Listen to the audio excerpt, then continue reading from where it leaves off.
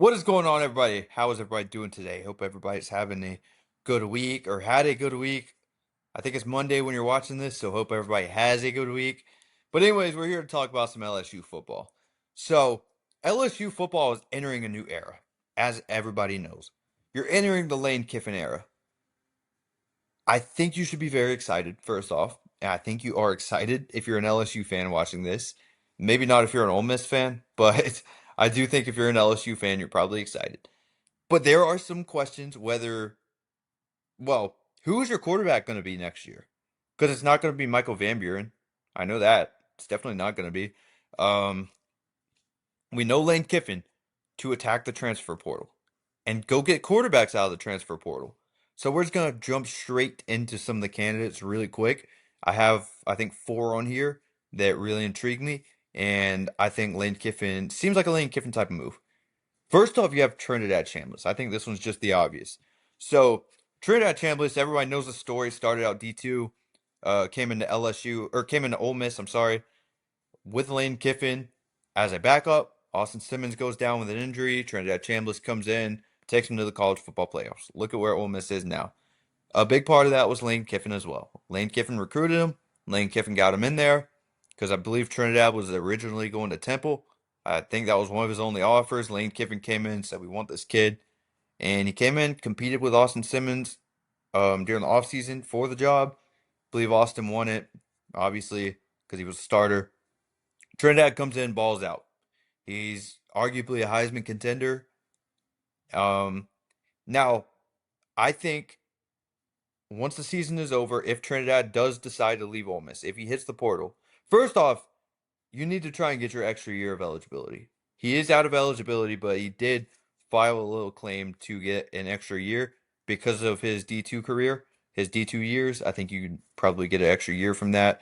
It's not very hard to get an extra year from the NCAA. They're kind of handing it out pretty much to anybody except for Drew Aller, it seems like. I know Drew Aller got declined, but Trinidad's probably going to get accepted for that extra year, so he'll obviously have one more year in college. I think Lane Kiffin is going to hit the phone, call Trinidad up, try and get him over to LSU. Because, first off, you get a guy who you know is already good. You know he's going to fit the offense. You're going to get probably more productivity out of him at LSU than you would at Ole Miss. Because think about it, when you're recruiting at Ole Miss, recruiting is much easier at LSU, especially when you have over a $30 million per year budget that you can go spend on help with the offense for him. I expect him to go get Kewan Lacey too if Kewan Lacey leaves Ole Miss. But we're talking about quarterbacks. Trinidad Chambliss. Like I said, he knows the Lane Kiffin offense. He's going to be provided and surrounded by explosive offensive talent because that is what Lane Kiffin knows best. He knows how to surround his quarterbacks with offensive talent. He knows how to develop a quarterback. So I think Trinidad knows that, and obviously he's going to want to follow Lane Kiffin, I would think, unless he just really does like Ole Miss. Not going to go too in depth on it, just kind of give my opinions on it. So Trinidad Chambliss is probably the first guy that you're going to call if you're Lane Kiffin. That's if he does leave Ole Miss. Another one I believe you have to talk about now is Bryce Underwood. So if you look back, Bryce Underwood was originally an LSU commit until Michigan came through, gave him an absolute boatload of money, and flipped him over to Michigan. Now, he does live in Michigan, which is another reason that Michigan was able to flip him fairly easily. But he has some Baton Rouge ties because he was around LSU's program a lot. He was the number one quarterback in his class. And like I said, he was an LSU commit there for a little bit. A lot of the LSU fan base loved him. Seemed like he really liked LSU. Came down to a young kid getting a lot of money. Lane Kiffin now has the money to throw at him. And Michigan is going through a little something with their head coach. You know, their Sherrone Moore just got fired. So Bryce Underwood is without a head coach right now. After you saw some promise in his freshman year, but then again, Michigan isn't the greatest with quarterbacks. I think he would have been better off staying at LSU, in my opinion. And that's not anything against Michigan. I'm just saying if I was a quarterback, I'd probably want to go play for LSU. Now, if you're Bryce Underwood, you think about Lane Kiffin. Seems like a quarterback genius. He's been a quarterback genius with almost anybody that he's gotten. And this is kind of like a Jackson Dart move, in my opinion, because you went out and you got Jackson Dart when you were at Ole Miss out of the transfer portal when you didn't have too much tape on him. He had about a half a year at USC. Bryce Underwood has a full year of Michigan. So you have more tape than what you have with Dart, but you still don't know what his ceiling is. You know it's higher, and maybe you look at that tape and be like, I can I can help this kid reach his ceiling. Wouldn't shock me whatsoever because if Bryce Underwood does hit the transfer portal, first off, I expect Lane Kiffin to go after him. Second, I expect LSU to be one of the top schools on his list, being that he was originally committed to LSU and seemed like he really liked it there. Now, another one is Sam Levitt. So he is the hottest name on the quarterback market, transfer portal wise, at least. So Sam Levitt, this is another kid. He was getting a lot of first round draft like talks and buzz for a little bit. Dealt with a lot of injuries this year. He's going into his redshirt junior season, so he still has 2 years of eligibility, I believe. If you do want to keep him around for a little longer, if he does decide to stay, I think Sam Levitt 1 year LSU. I think he'd be done going on to the draft. Probably be one of the top picks. Think about it. The last Arizona State quarterback you went out and got for LSU worked out pretty good, didn't it? That's Jaden Daniels, by the way. Worked out pretty good for you. I think Sam Levitt could be the next one of those. I think Sam Levitt has all the tools and all the explosiveness that you need in a Lane Kiffin style offense. I think he would thrive in a Lane Kiffin style offense. And it seems like right now, LSU is the main team that should be after him once the transfer portal fully opens up. Wouldn't shock me whatsoever. I think if Trinidad does not leave Ole Miss, I think Sam Levitt is the guy.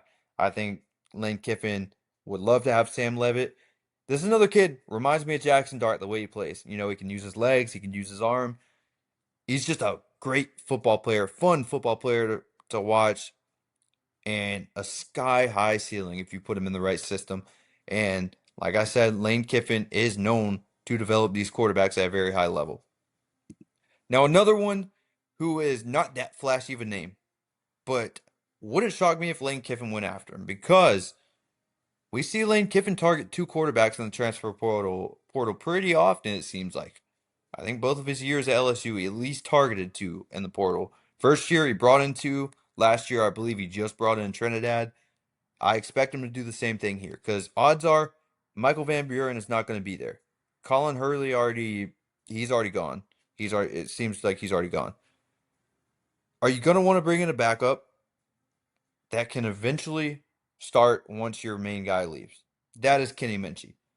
Kenny Minchey did not sit on the bench at Notre Dame because he is a bad football player. He was in competition. He was in a quarterback battle with CJ Carr throughout the whole camp. A lot of people were saying Kenny Minchey is going to win this battle. A lot of people that were at the practices watching all this, all the Notre Dame insiders, were saying this is Kenny Minchey's job to lose. A lot of people were very shocked when CJ Carr got named the starter. Seemed like Kenny Minchey outplayed CJ Carr in that camp. And CJ Carr is a pretty good quarterback, in my opinion. He's still young, so you haven't seen his ceiling yet either. I believe Lane Kiffin I think Lane Kiffin recruited him when he was at Ole Miss. So maybe you swing back, try and get him again. He's still young. He has a few years of eligibility. And like I said, if you go toe to toe with a guy like CJ Carr and you arguably beat him out for the job, but don't get named starter, I wouldn't be surprised if Lane Kiffin swooped in and got you. Because if you're Kenny Minchey, maybe if they do go out and get Sam Levitt or even Trinidad Chambliss, if you're Kenny Minchey, you kind of know that you're only sitting behind him for a year. Maybe you sit there, learn this Lane Kiffin offense for a year, learn behind Sam Levitt or Trinidad Chambliss or whoever Lane Kiffin decides to bring in. And then after that, it's all yours. It's all your offense. So you go and do your thing after that. And we see probably a very good Kenny Minchey, if I had to say. The only reason Kenny Minchey is leaving because he is sitting behind the quarterback right now is because CJ Carr is a redshirt freshman. So Kenny Minchey, if he decides to sit behind CJ Carr, you're going to run out of eligibility. Now, if you sit behind Sam Levitt, he's probably a one and done. If you sit behind Trinidad Chambliss, Chambliss is going to be out of eligibility too. I think Kenny Minchey should, if they call Kenny Minchey, consider LSU. I think it's a great fit. And if I was LSU, maybe I'd even call Kenny Minchey because I believe that would be a great fit as well. And you're getting a high ceiling guy who might not have the absolute biggest market. He's going to have a big market for sure. I know Texas Tech and some other schools are already after him. But if you see Lane Kiffin and Ole Miss, or if you see Lane Kiffin and LSU pick up the phone and call you, I think you have to answer if you're Kenny Minchey. So it wouldn't shock me here. Now, like I said, we're not going to go too in detail on any of those. So that's all I have for you for this video. I just wanted to name some possible quarterback candidates that I believe could be the starter for LSU next year in this new Lane Kiffin era, which is going to be very fun. I can't wait to see it. But anyways, that is all we have for today. If you did enjoy this somehow, yeah, somehow, then consider dropping a subscribe right down there. And I'm gonna have a lot more LSU content coming. I'm actually in the process of doing a video breaking down all the staff that Lane Kiffin is bringing in and how high I think LSU's ceiling is for this next year, for the first year of the Lane Kiffin era. So yeah, if you're interested in seeing that, then drop a subscribe and be on the lookout for that this week. And anyways, I hope everyone has a good one. We'll catch you on the next one. Peace.